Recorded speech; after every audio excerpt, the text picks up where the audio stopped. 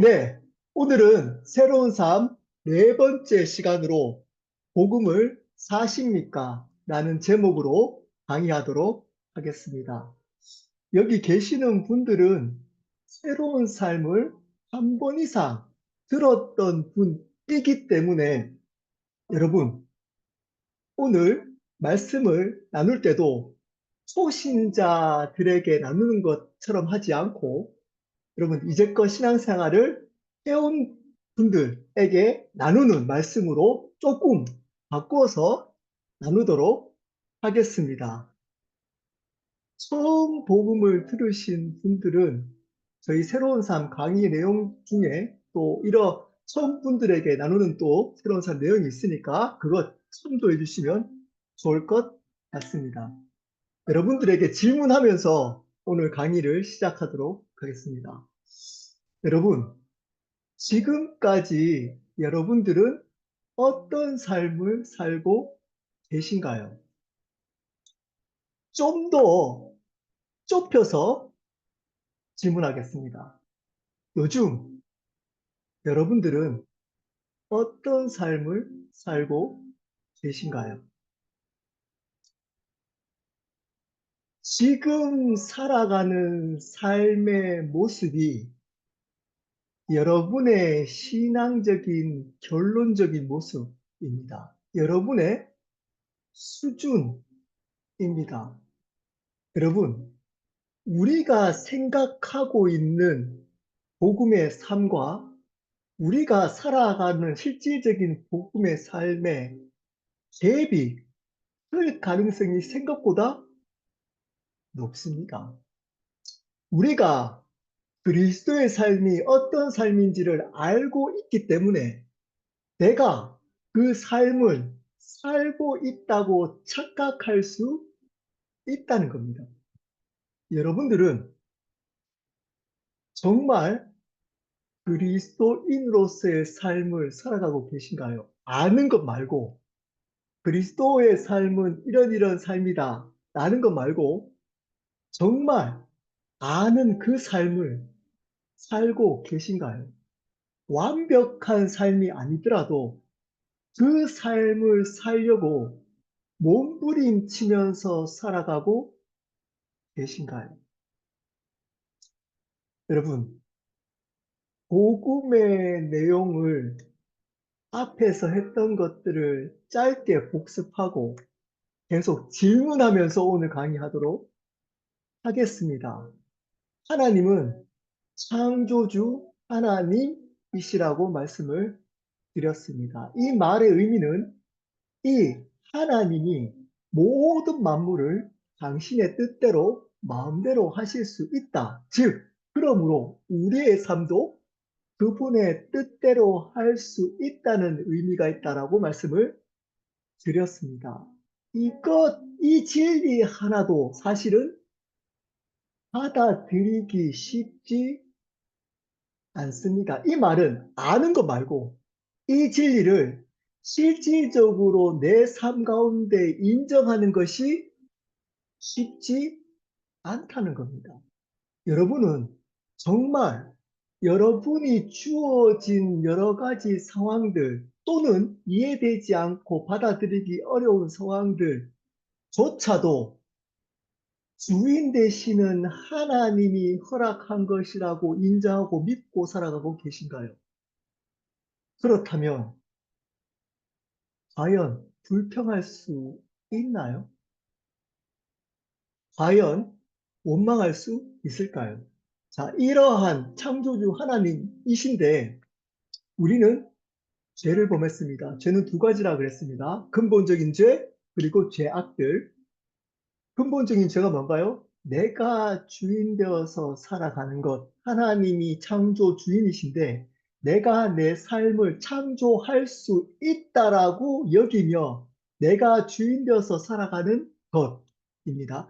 이것으로부터 파생된 것들이 죄악들, 사회적, 도덕적, 윤리적 이러한 죄악들 또는 그렇지 않더라도 종교적인 죄악들, 은밀하게 범하는 자기의적인 종교적인 죄악들도 여기에 포함됩니다. 종교적인 죄악들, 교만의 죄악들 이런 것들은 사람들 보기에는 죄처럼 보이지 않을 수 있습니다. 하지만 내가 주인 되어서 살아왔는 것에 대한 결과이기 때문에 이 죄악들도 회개해야 됩니다. 근데 근본적으로 다뤄야 될 게 뭐라고요? 내가 주인 되는 그 죄, 근본적인 죄를 인정하고 회개해야 된다라고 말씀을 드렸습니다. 자, 그럼 또 질문합니다. 여러분은 죄인이라고 날마다 겸손하게 하나님 앞에서 또는 사람들 관계 속에서 인정하며 살아가고 계신가요? 여러분, 근본적인 죄를 정말 인정하고 살아가고 계신가요?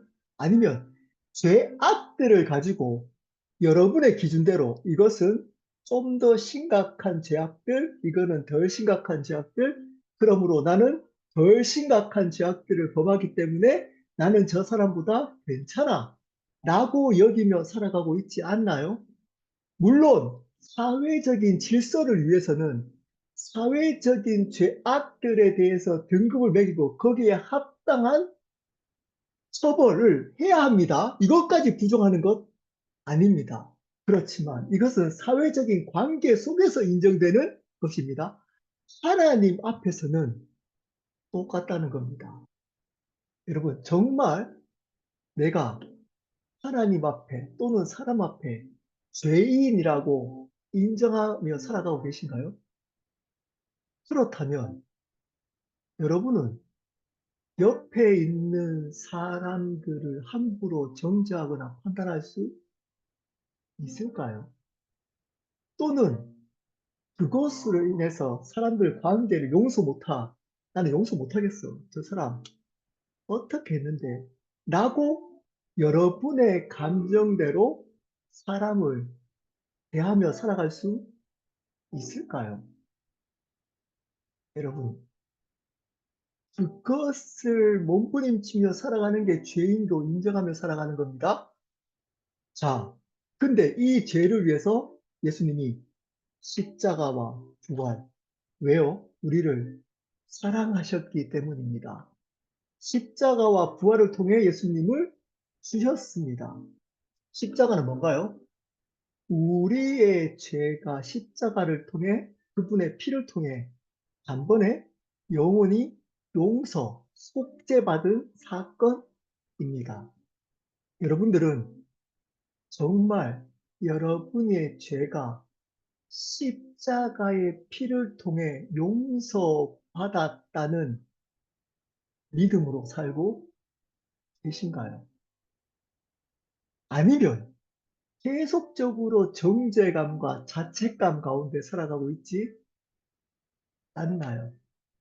또는 그 십자가의 피가 나의 죄만 용서한 게 아니고 다른 사람의 죄도 용서하신 겁니다.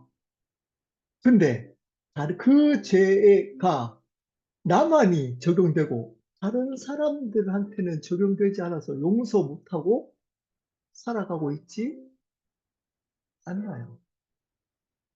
자, 그 십자가와 부활, 예수님이 부활하셨다는 말은 그분이 창조주 하나님이 되셨다는 겁니다. 그분이 주님이라는 겁니다. 여러분 또 질문합니다. 그러면 여러분은 정말 예수님이 부활하심을 믿고 살아가고 계신가요? 그렇다면 어떻게 아무도 안 본다고 은밀하게 그분이 여러분 삶 앞에 있는데 은밀한 죄를 반복적으로 죄를 범하면서 살아갈 수 있나요? 있나? 여러분, 그분을 정말 부활하셨다. 그분이 주님이라면 여러분, 보이는 관계 속에서 나의 삶을 다루는 게 아니고 보이지 않지만 실제하는 그분을 내 안에 내 삶 앞에 날마다 모셔가며 살아가는 겁니다. 정말 예수님이 부활하심을 믿나요? 주님이심을 믿나요? 자, 십자가 부활을 통해 이것을 믿으면 예수님을 주셨다는 걸 믿으면 믿는 것이 뭐라 그랬나요?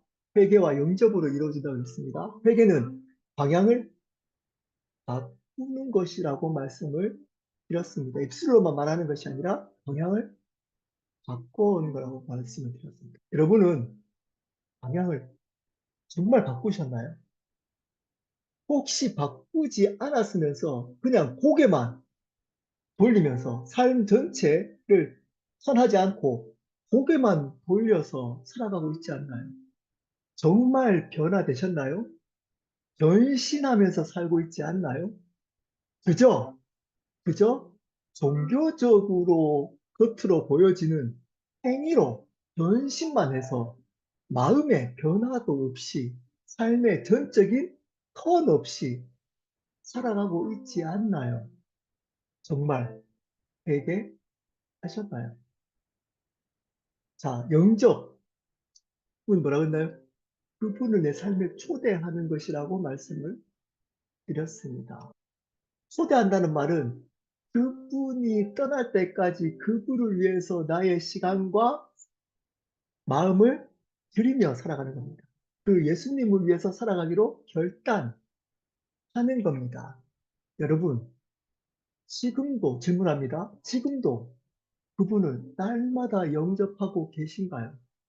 그분을 주님으로 여러분이 하고 있는 그 일, 가정에서든 직장에서든 교회에서든 혼자 있어서 하는 그 모든 행위가 여러분이 주님으로 초대한 그분을 위해서 정말 하고 계신가요? 그렇게 회개와 영접으로 이루어진 사람들이 오늘 어떻게 살아가는지를 두 가지로 나누도록 하겠습니다. 질문에 다 포함되어져 있습니다. 그리고 정확하게 여러분의 삶을 점검해 봐야 합니다. 그렇게 복음을 정말 알고 복음을 마음으로 믿었다면 이 두 가지 삶을 위해서만 살아가게 된다는 겁니다.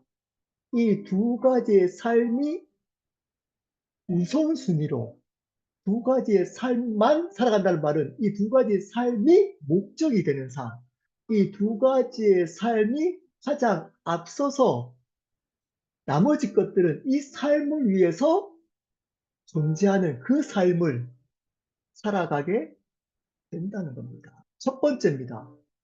구별된 삶입니다. 제가 한 가지씩 질문할 때 그 질문에 대한 다른 대답을 하면 다른 삶이 됩니다.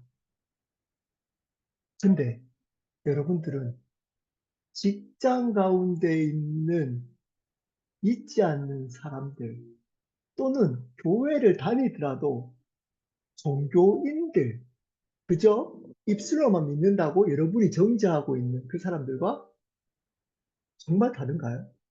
구별은 구분이 아닙니다. 구분은 딱 나누는 겁니다. 믿는 사람, 안 믿는 사람 이렇게 딱 나누는 겁니다. 끼리끼리.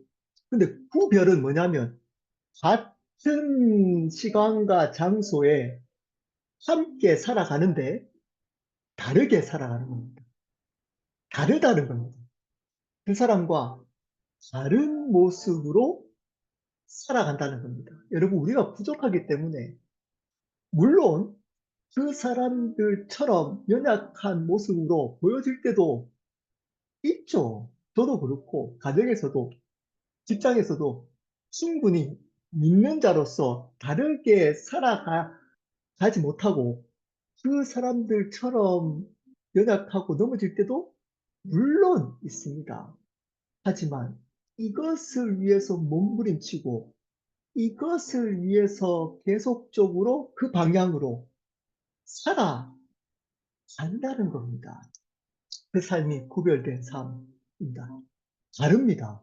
자, 질문합니다. 여러분들은 직장에서 같이 일하는 사람들과 다른가요? 자, 좀 더 구체적으로. 다른 고민을 하시나요? 그분들이 하는 고민과 다르나요? 혹시 똑같이 돈 걱정, 똑같이 관계 걱정, 똑같이 자식 걱정, 똑같이 사람 관계 걱정, 똑같이 건강 걱정, 똑같이 미래 걱정 하고 있지 않나요? 그러면서 구별된 삶을 살아야 된다는 지식을 알기 때문에 나는 그렇게 살아가고 있어 라고 착각하고 있지 않나요? 여러분, 이렇게 착각하면 더 문제입니다. 더 문제입니다. 여러분은 더 위험한 사람입니다. 여러분의 걱정을 보면 정확하게 알 수 있습니다. 여러분, 가정에서 믿지 않는 가정들과 다른 걱정하나요? 아니면 똑같은 걱정하나요? 아, 우리 애들이 좋은 대학 가야 됩니다.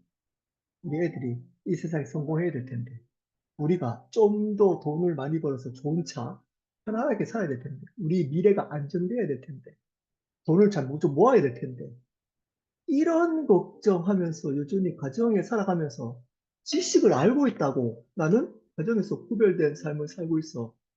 여전히 남편, 아내의 부족함을 품지도 못하고 맨날 싸우면서도 나는 당연히 구별돼서 살아가고 있다라고 착각하고 있지 않나요? 여전히 5년 전, 10년 전에 싸우는 그 싸움을 그대로 하고 있으면서도 나는 구별된 삶을 살고 있어라고 착각하고 있지 않나요? 여전히 자녀들에게도 변화되지 않는 모습으로 상처 똑같이 주면서도 나는 구별된 삶을 살고 있다라고 착각하고 있지 않나요?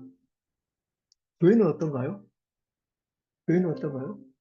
여러분들은 정말 교회에서 구별된 삶을 살고 있나요? 여러분이 지적하고 있는 저런, 교회 다니면서 어떻게 저럴 수 있지라고 손가락질 하는 사람과 여러분이 정말 구별됐나요? 저렇게 어떻게 교회 다니면서 거짓말 할 수 있지? 아니, 저렇게 다니면서 사람한테 상처 줄 수 있지? 라고 판단하고 정죄하면서 여러분은 안 그런가요? 여러분은 그렇지 않고 정말 여러분이 품을 수 없는 사람들을 품으며 사랑하고 섬기면서 살아가고 있나요? 그러면서도 나는 당연히 구별되었어. 왜냐하면 이 지식, 복음의 지식 알고 있기 때문에. 여러분, 그런 사람이 훨씬 더 드러나는 문제를 가진 사람보다, 드러나서 구별되지 않는 삶을 사는 사람보다 더 위험합니다. 더 위험합니다. 로마서 12장 1절부터 2절입니다. 그러므로 형제들아, 내가 하나님의 모든 자비하심으로 너희를 권하노니 너희 몸을 하나님이 기뻐하시는 거룩한 산 제물로 드리라. 이는 너희가 드릴 영적 예배니라. 너희는 이 세대를 본받지 말고 오직 마음을 새롭게 함으로 변화를 받아 하나님의 선하시고 기뻐하시고 온전한 뜻이 무엇인지를 분별하도록 하라. 쉽게 얘기하면 이 세상과 다르게 살아가는 겁니다. 이 세상의 모습과 이 세상이 요구하는 그 요구에 따라서 살지 말라는 겁니다. 이 세상이 주는 걱정, 이 세상이 주는 기쁨 받아들이며 살지 말라는 겁니다. 어떻게? 마음을 새롭게 한다. 여기서 마음은 본질인 겁니다. 본질적인 변화를 의미합니다. 여기서는 원래는 생각이라는 의미가 있지만 이것을 좀 더 넓게 이야기하면 본질적인 변화를 얘기합니다. 마음을 새롭게 하면 진짜로 변해서 그냥 겉으로만 지식으로 생각으로만 변하는 게 아니라 진짜 마음까지 의지까지 변화가 되어서 하나님이 진짜 선하시고 기뻐하시고 온전한 뜻 강조합니다. 세 번 반복해서 이러한 뜻을 분별, 분별 알면서 살아가고 있나요? 질문 또 해야 되잖아요. 자, 실질적으로 정말 여러분이 살아가고 있는 영역, 가정, 직장, 교회, 대부분 여기에 다 포함되잖아요. 거기에 이 세대가 요구하는 대로 살아가고 있지 않고 정말 변화가 되어서 하나님의 뜻대로 하나님의 뜻에 순종하며 열매를 맺으며 살아가고 있나요?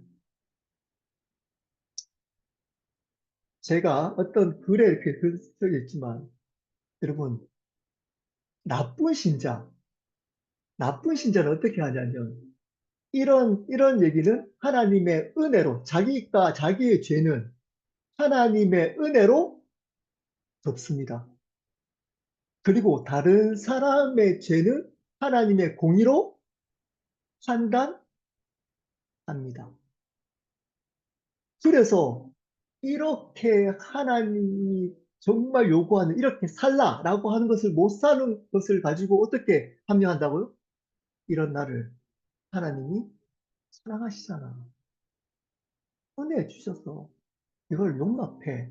라고 합리화하고 다른 사람의 죄가 드러나면 하나님은 심판하신 하나님, 대가 지불하셔. 그런 것들에 대해서 반드시 심판하실 거야. 하고 정지하고 있지 않나요? 반대가 되어야 돼요. 내가 잘못 살고 있는 그것은 하나님의 공의로 두려워할 줄 알고 다른 사람의 부족한 것은 하나님 은혜로 품을 수 있어야 하는 겁니다. 그것이 다른 삶입니다. 다른 삶. 근데 이러한 것은 세상 사람들도 합니다. 그래서 세상 말로 내로남불이라고 하잖아요. 내가 하면 로맨스, 남이 하면 불륜, 나는 괜찮고 남이 하면 문제라고 정죄한다는 겁니다. 세상 사람들이 이렇게 산다는 겁니다. 근데 크리스찬의 삶이라고 하면서도 이렇게 살아갑니다. 어떻게요?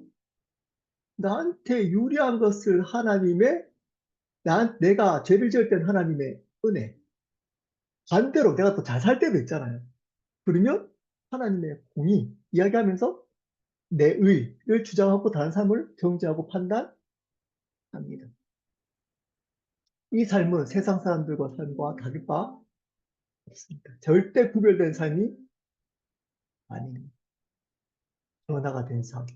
실질적으로 다른 삶을 살아가고 있지 않는지를 점검해야 합니다. 해야 합니다. 이것을 아파하고 몸부림쳐야 합니다. 회개하고 돌이켜야 합니다.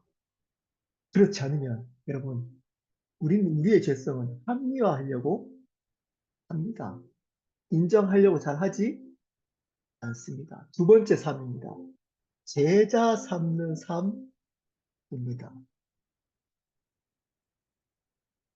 마태복음 28장 19절에서 20절입니다. 그러므로 너희는 가서 모든 민족을 제자로 삼아 아버지와 아들과 성령의 이름으로 침례를 베풀고 내가 너희에게 분부한 모든 것을 가르쳐 지키게 하라. 볼지어다 내가 세상 끝날까지 너희와 항상 함께 있으리라 하시니라. 우리가 여기서 은혜 받는 것도 하나님이 영원히 우리와 함께 하신다에 포커스가 있습니다. 근데 이 말씀에 중요한 동사 하나가 있습니다. 그게 뭘까요? 제자 삼다입니다. 이 제자 삼다가 이 문장의 주동사, 본동사입니다. 동사는 하나밖에 없습니다. 제자 삼다. 나머지는 다 수식 어구들입니다. 이런 겁니다. 침례를 베풀어서 제자 삼아라. 가르쳐 지켜서 제자 삼아라. 여러분, 제자 삼는 삶을 살고 계신가요? 여러분에게 맡긴 모든 영혼은 왜 붙여주셨다고요? 이 말을 근거로. 어렵지 않죠? 삶이 어려운 거죠? 내용은 어렵지 않습니다. 요구가 어려운 겁니다. 복음의 내용은 어렵지 않습니다. 그 요구가 어렵는 겁니다. 여러분, 왜 붙여줬다고요? 제자 삼으라고 붙여줬습니다. 주신 겁니다. 여러분의 행복 때문에 붙여주신 거 아닙니다. 여러분, 그래서 여러분이 상처받았다고 함부로 화내면 안 됩니다. 그 사람을, 그것을 통해 내가 제자 되고, 그 사람을 제자 삼으라고 붙여주는데, 나를 행복하게 안 만들어준다고 싸우시면 안 되는 겁니다. 안 되는 겁니다. 보십시오. 여기에서 수는 나와 있지 않습니다. 대상만 나와 있습니다. 뭐라고 나와 있나요? 모든 민족. 여기서 모든 민족의 의미가 뭘까요? 네, 쉽게 여러분께 적용하면 여러분에게 맡긴 모든 사람들, 여러분에게 맡겨진 자식이든 배우자든 성도이든 심지어 목사도, 네, 성도가 목사도, 네, 제자 삼아야 된 서로서로 목사만 성도를 제자 삼는 게 아니고 서로서로 제자 삼아야 된 모든 민족을 제자 삼으라고 했습니다. 자녀는 부모도, 부모는 자녀도, 배우자는 남편은 아내를, 아내는 남편을 어떻게 하라고? 제자 삼으라고. 어떻게 해서 제자 삼으라고요? 신뢰를 베풀어라. 신뢰를 베풀어라 말의 의미가 뭔가요? 너는 죽고 예수로 살아라. 너는 죽어라. 너는 날마다 죽고 예수님만 주님으로 살도록 해라. 그래서 제자 삼으라. 누구를? 남편을, 아내를, 자녀를, 성도를, 목사를, 부져준 모든 이웃을, 친구를, 친척을 제자 삼어라. 어떻게 해서? 친례를 베풀어서 나에게, 남에게 친례를 베푸는 삶.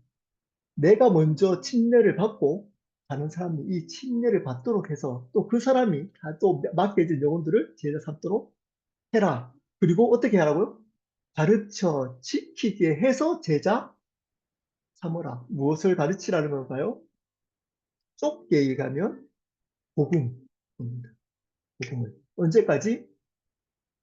지킬 때까지. 지킬 때까지 가르치고 또 가르쳐서 여러분 제자 삼으라는 겁니다. 제자 삼으라는 겁니다. 여기에 말씀도 포함됩니다.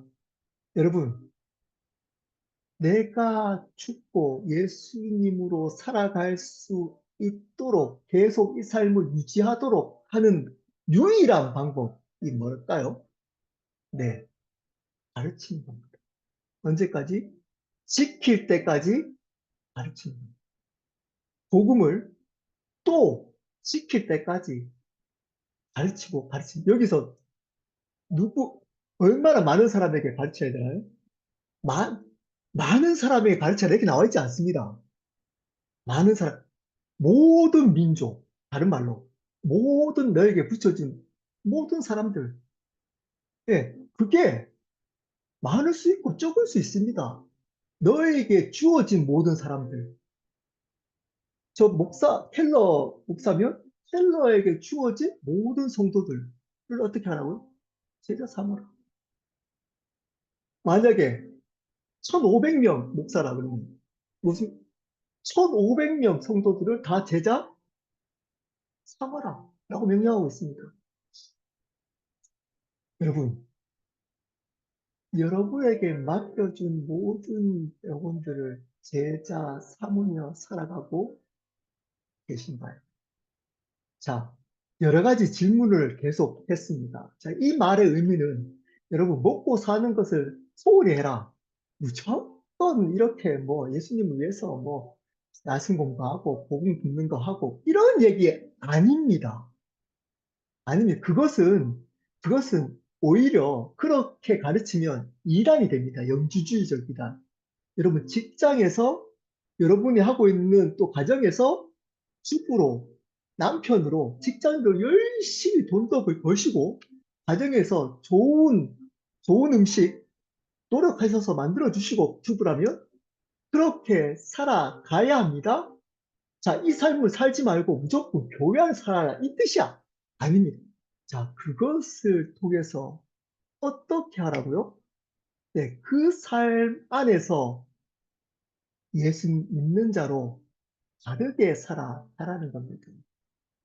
다른 마음으로, 다른 태도로, 변화된 마음으로, 새롭게 변화된 마음을 담아서 살아가는, 직장이라면 변화된 마음, 어떤 마음인가요?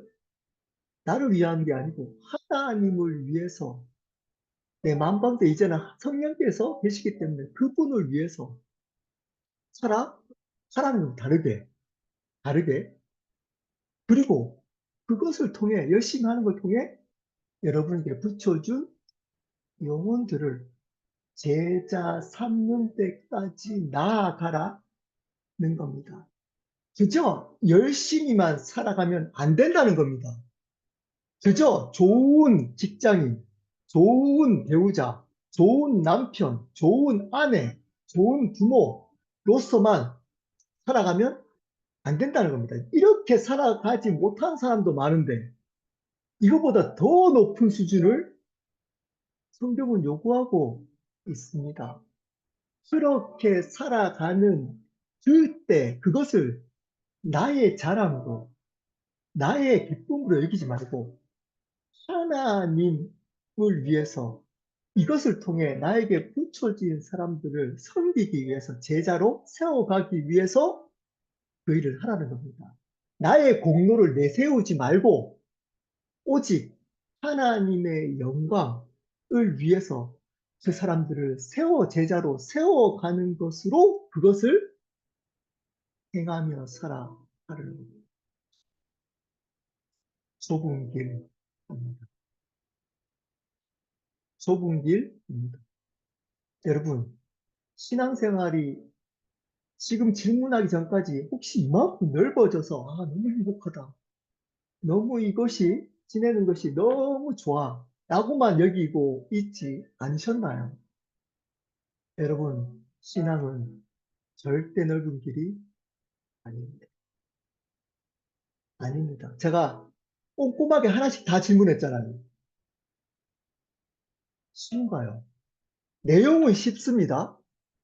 내용은, 내용은 너무 쉽습니다. 근데 그 복음이 요구하는 것을 받아들이는 것이 복음을 믿는 것입니다. 그 내용을 아는 것이 믿는 것이 아니고 그 요구를 받아들이는 것이 믿는 것입니다.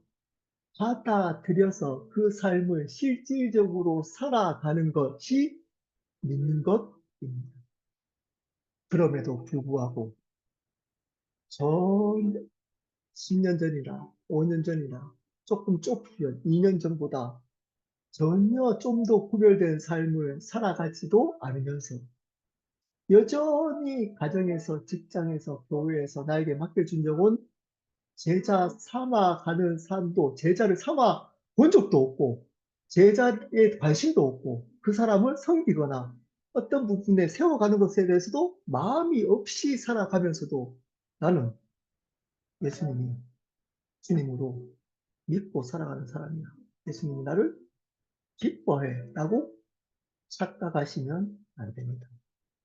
여러분, 이 두 가지는 마지막 심판 때 이 기준으로 심판하실 겁니다.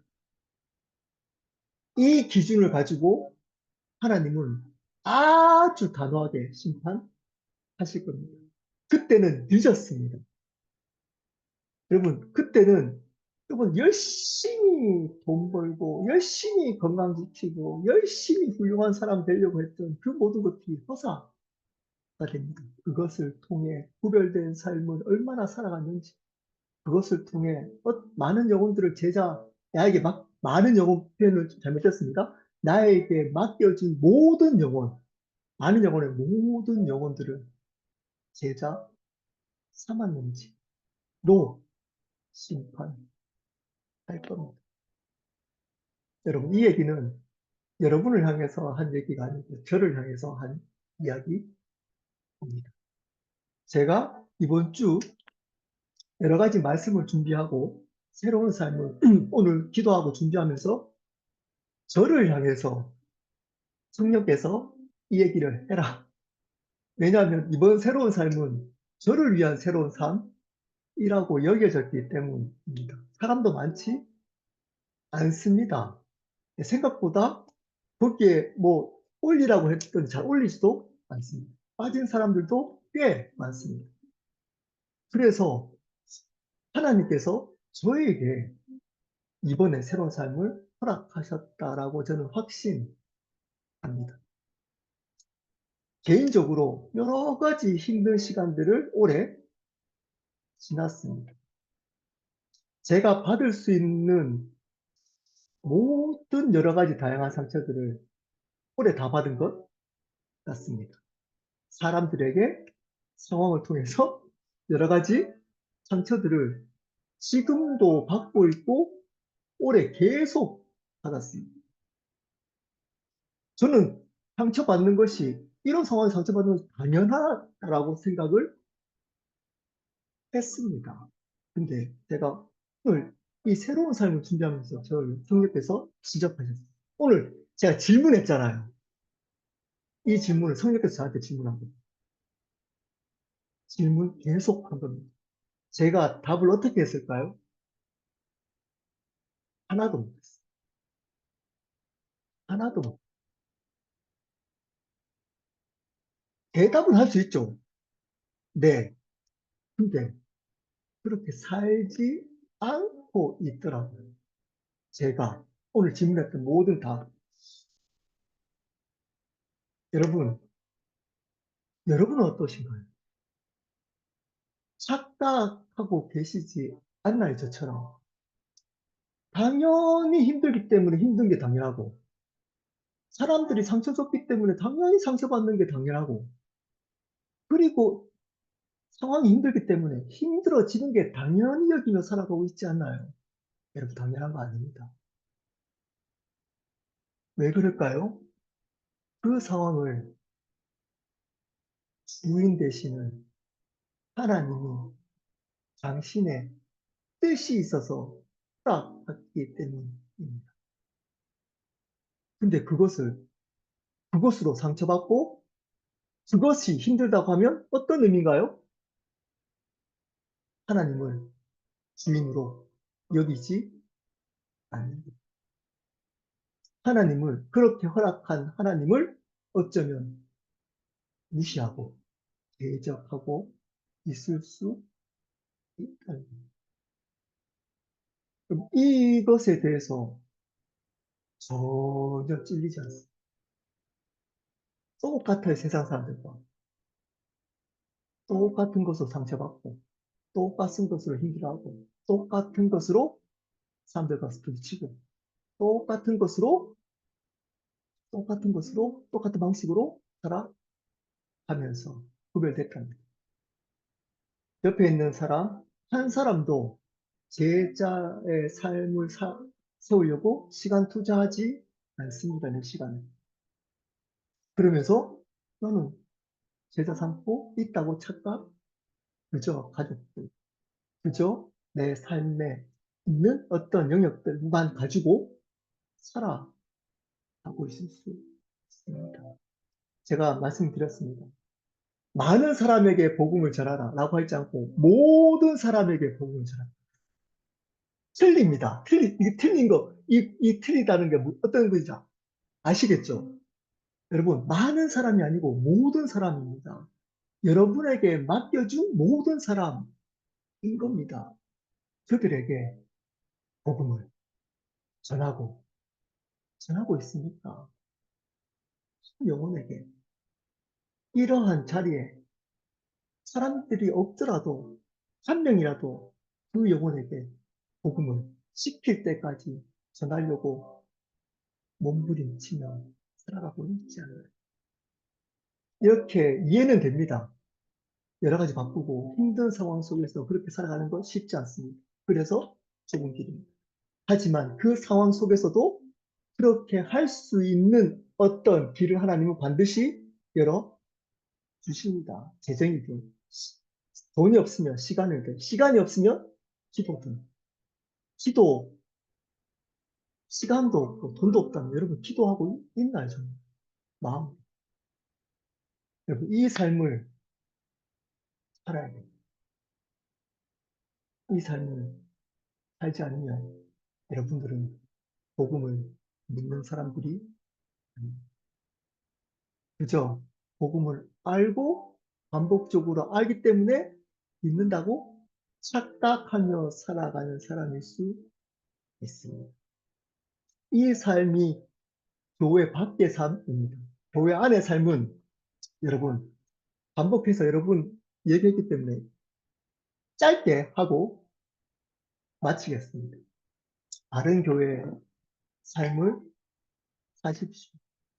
예배는 시간과 장소 개념이 아니라고 말씀을 드렸습니다. 예배는 하나님의 주권, 통치 개념입니다. 하나님이 다스림을 받으며 있는 겁니다. 교회 안에서의 참된 예배는 시간과 장소의 그 예배당 안에 있다고 예배드리는 게 아닙니다. 그곳에서 하나님의 임재, 하나님의 은혜를 발급해하고 소망하고 경험하며 지내야 그 시간을 보내야 그 예배라고 하는 그 포맷 안에 있어야 그렇게 있어야 그것이 예배가 되지. 그저 예배 시간을 지켰다고 예배되는 것 아닙니다. 예배는 이러한 교회 안의 공동체 예배와 일상의 예배로 나누어집니다. 그러므로 이 공동체 예배 중요시 여겨야 됩니다. 이 공동체 예배가 일상의 예배를 이끌어가기 때문입니다. 주일에 교회도 안 다니면서 일상의 예배를 살아간다고 착각하는 사람들이 많습니다. 주일에 그 한 시간도 하나님께 드리지 못하면서 내 삶 전체를 일상의 예배를 드리겠다라고 착각하는 분들이 많습니다.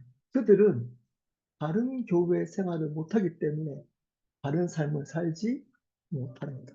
여러분 성경 공부, 성경을 공부를 해야 합니다. 특별히 복음을 듣고 또 들어야 합니다. 왜냐하면 성경 공부라는 것은 여기서 성경 공부는 말씀 안에서 복음의 진리가 전해지는 공부입니다. 그저 지식적으로 성경에 대한 지식만 아는 것 아닙니다. 다르게 말씀 안에서 복음의 진리가 심겨지는 그 시간을 여러분 우선순위로 교회 안에서 그런 모임들을 참여하십시오. 시간을 내서 그 모임에 참석하십시오. 말씀이 있는 곳, 복음이 선포되는 곳, 그 시간에 참석하십시오. 세 번째, 성도 간의 교제입니다. 각 교회 안에서 여러분 말씀만 듣는 게 아니고 성도가 서로 교제하고 사랑하고 섬기고 시간을 보내야만 합니다. 목장 모임, 끝나고 나서 나눈 모임, 이런 모임을 예배처럼 중요시 여겨야 한다는 겁니다. 마지막으로 기도입니다. 여러분, 교회에서 기도하는, 교회가 기도하는 하나님의 집이라고 얘기를 했습니다. 복음서에. 여러분, 기도가 뭔가요? 기도의 포커스는 관계입니다. 관계.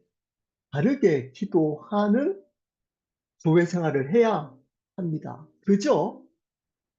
가서 막 나의 소원만 이루어지는 그러한 기도 말고 하나님과의 교제를 깊이 하는 그 시간들을 교회 안에서 배우고 개인적으로 가져야 합니다.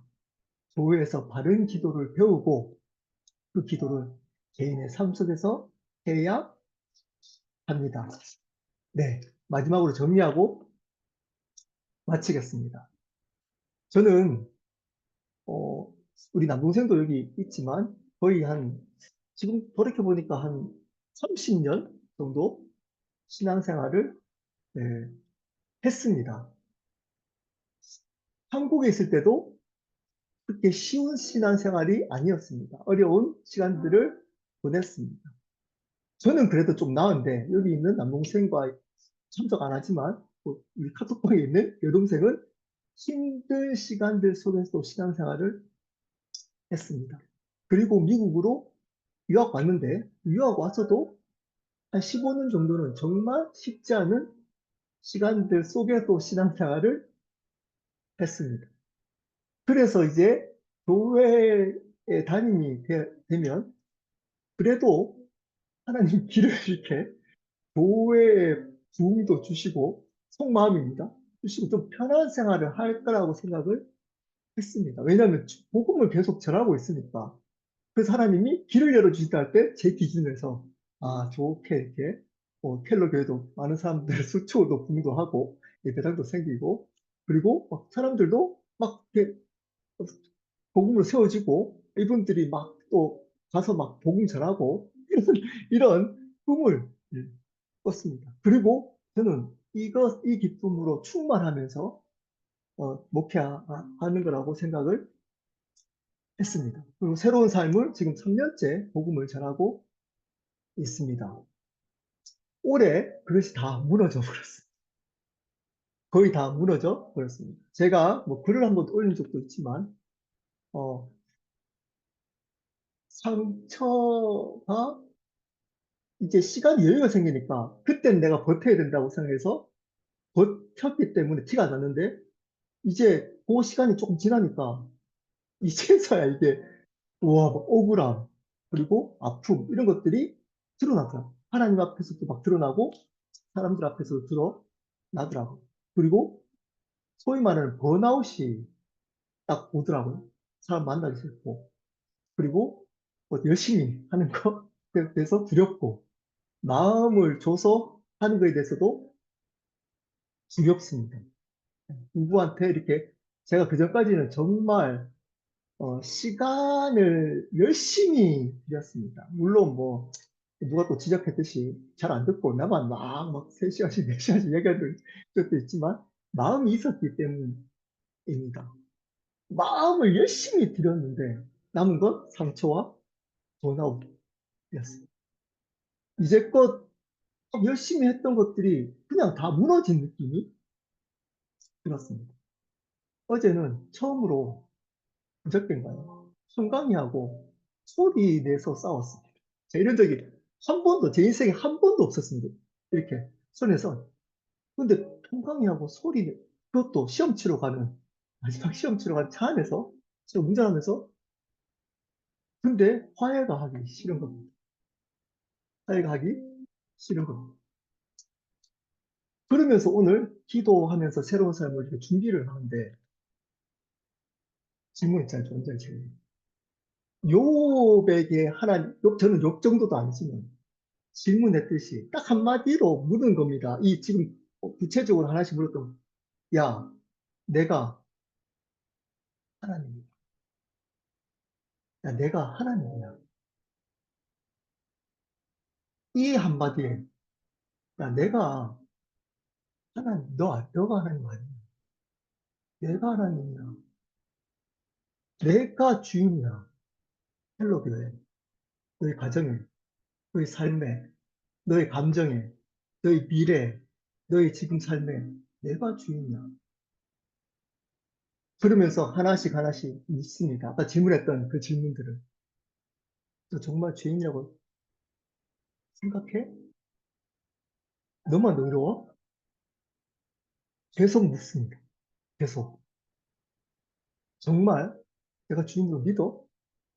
너 정말 내가 너 앞에 살아있다고 믿어? 답을 어떻게 할지 모르겠다. 너무 당황스러워가지고. 사실은 요 강의하기 바로 5분 전까지 제가 못 들어왔어요. 어떻게 얘기를 할지 몰라가지고. 이걸 그대로 얘기할까? 막 질문했던, 그냥 한 겁니다. 그냥 저한테 한 얘기를 그냥 여러분께 같이 한 겁니다. 여러분, 어쩌면 저는, 3년 동안 새로운 삶으로 복음을 전하고, 그리고 이제껏 하나님 앞에 신실하게 열정적으로 하나님을 섬겼다고 착각하며 이 자리까지 왔을 수 있습니다. 왜 그럴까요? 네, 내가 원하지 않는 상황들로 상처를 받는 것을 당연하게 여기고, 하나님이 허락했다라고 머리로는 알지만 나의 삶으로서는 그것을 부정하고 있기 때문에 하나님의 축복. 그리고 이렇게 인도한 하나님을 지식적으로 원망하면 안 된다고 하기 때문에 입술로 원망하지 않지만 어떻게 원망하고 있나요? 상처받았어. 나 힘들어서 못하겠어. 버다운됐어. 로? 로 원망하고 있었던 겁니다. 그러면서 이것이 당연한 겁니다. 열심히 살아왔던 것으로 하나님이 나중에 격려를 해 주셨지만 중간중간에 이렇게 마음을 다하고 또 열심히 살아왔기 때문에 상처도 받고 번아웃 되는 거잖아요.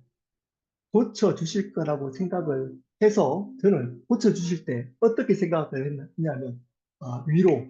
그래, 너무 힘들었구나. 이럴 줄 알았어요. 근데 하나씩 하나씩 지적하는 거예요. 그러면서 저한테 말씀을 하셨어요. 이것이 회복, 이것이 회복.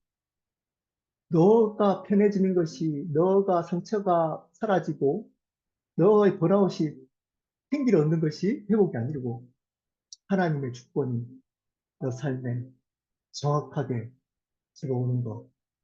이것이 회복이야. 이것을 너가 진짜로 인정하는 것. 이것이 회복이야. 너가 상처가 회복되고 상황이 좋아지고 이런 것. 이렇게 얘기하면서도 여전히 상처가 남아있고 용서하지 못한 사람들을 용서 못한 마음이 있고 지쳐서 조금 사람들 만나는 것 꺼리낌을 들 수도 있을 겁니다. 하지만 이제는 회복하려고 합니다. 회복이 뭔가요?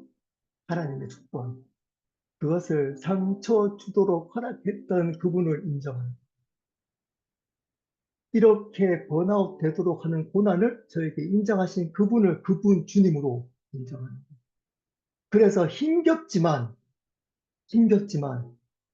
번아웃과 상처된 채로 그분을 주님으로 붙들고 인정하고 살아내는 것.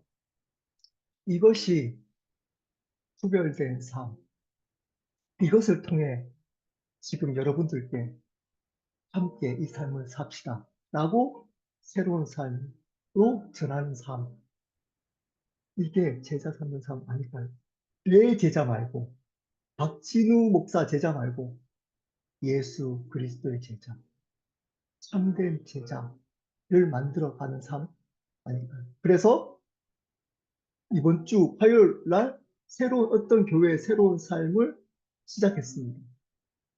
또 시작했습니다. 그래서 아마 또 5주를 새로운 삶도 할 겁니다. 개인적으로. 왜냐하면 저는 이것이 가장 하나님이 기뻐하시고 선하시고 기뻐하시고 온전한 뜻이라고 믿기 때문입니다. 이 복음을 전하는 삶이 하나님이 가장 선하게 여기시고 기뻐하시고 온전한 뜻이라고 믿기 때문에 이 삶을 함께 살아갔으면 좋겠습니다. 우리 기도하고